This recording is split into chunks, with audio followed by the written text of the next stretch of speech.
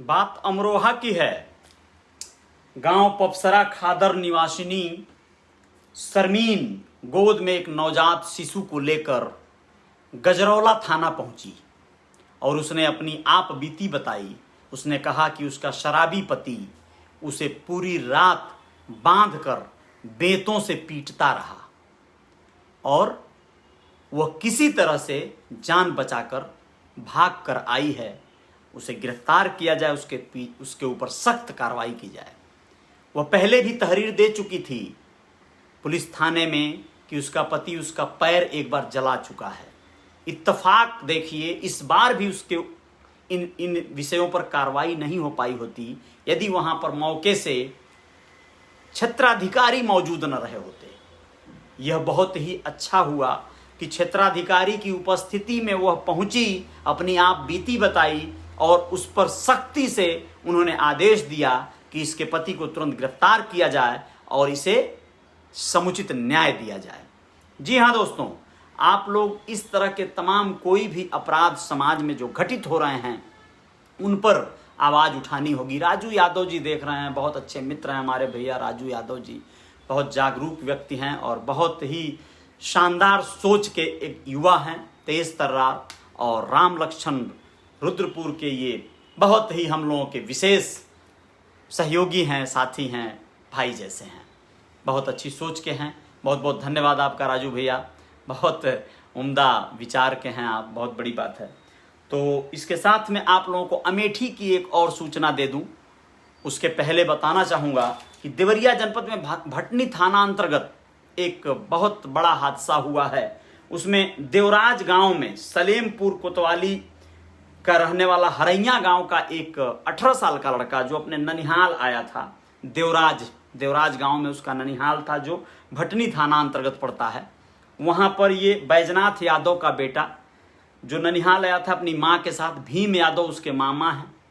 वहां पर किसी कारणवश वह अपने ननिहाल में ही, लोग तो कह रहे हैं कि आत्महत्या किया है फांसी लगाकर, लेकिन चूंकि पुलिस कोई पुष्टि नहीं कर पाई है, भटनी थाना की और सलेमपुर थाना की दोनों पुलिस शव को प्राप्त ही नहीं की हैं। कहा जाता है कि वो शव को लेकर परिजन तुरंत जो है निकल पड़े, पहले सलेमपुर गए, सलेमपुर में उन लोगों ने उसके घर वालों को भी लिया और फिर शव को जला दिया गया।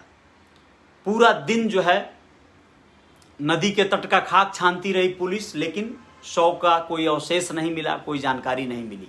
जब वो भटनी पहुंची, पुलिस के लोग जब देवराज गांव पहुंचे तो उसकी नानी मिली थी जो कुछ सही जानकारी नहीं दे पाई। इस तरह पुलिस को फिर सलेमपुर उसके गांव जाना हुआ जो हरैया गांव है, तो वहां पर भी कोई लोग नहीं मिले, ताला बंद था घर पर। इस तरह से यह मामला अभी आधे अधूरे में ही रह गया। इसके साथ साथ आप लोगों को जैसा मैंने बताया, अमेठी का एक मामला है। 65 साल के एक बुजुर्ग ने, जिनका नाम है मोती चंद, यह मोतीलाल जो 65 साल के हैं, वो 60 साल की मोहिनी के साथ शादी रचाए हैं। इसमें उनके बच्चों ने भरपूर सहयोग किया है।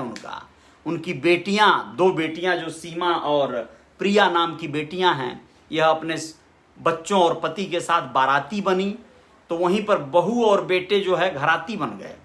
ये हुआ ऐसा कि पिछले 40 वर्षों से मोहिनी और मोतीचंद दोनों लोग साथ साथ पति पत्नी की ही तरह रहते थे। उनकी पहली पत्नी की मृत्यु के बाद वो आई थी, थोड़े ही दूर दूसरा गांव की रहने वाली थी वो, लेकिन ये लोग शादी नहीं किए थे, बस रह रहे थे।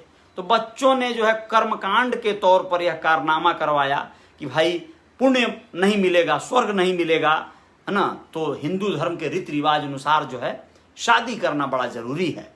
तो यह एक तरह से बड़ा अच्छा इंटरटेन भी हो गया पूरे गांव को। मोतीचंद ने बकायदा कार्ड बांटा, बकायदा शादी की सारी रस्म अदायगी की गई, खाना पीना हुआ, डीजे नाच गाना सब हुआ।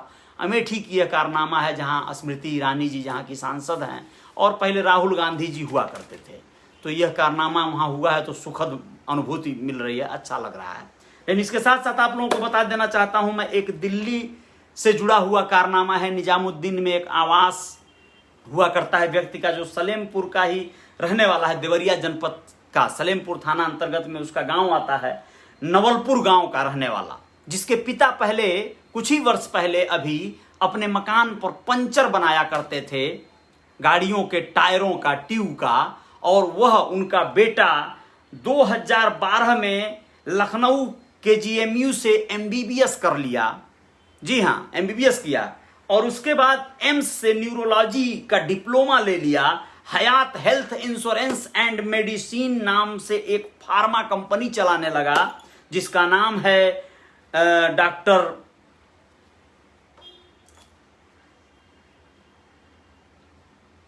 इसका नाम आप लोगों को बताता हूं मैं, ये अभी पुलिस की गिरफ्त में आ गया है। अल्ताफ हुसैन, डॉक्टर अल्तमश हुसैन, डॉक्टर अल्तमश हुसैन के साथ ये घटना हुई है। पुलिस जो देवरिया की जो स्पेशल पुलिस है वो इसके घर पर छापे मारी। यहाँ गांव में पता चला वो दिल्ली जा चुका है, लेकिन दिल्ली से उसे अरेस्ट कर लिया गया। मामला इसके ऊपर क्या लगा है कि यह पूरे नकली दवाओं का किंग है, कारोबारी है। गांव वाले आपस में चर्चाएं कर रहे हैं कि कुछ ही वर्षों में यह करोड़पति कैसे बन गया। एक से एक VIP लग्जरी गाड़ियों का काफिला और 4-4 बॉडीगार्ड लेकर चलता था। ये अल्तमश हुसैन नकली दवाइयों के कारोबार में लिप्त हो गया। MBBS करके कोई इस तरह के पैसे की भूख में इतना बड़ा कुछ कर जाए, क्या जरूरत है यार। MBBS करके ही कम फायदे हो रहे थे क्या। खैर कोई नहीं, जो लोगों की जैसी ख्वाहिश रहेगी वैसी उनकी पूर्ति भी होती है।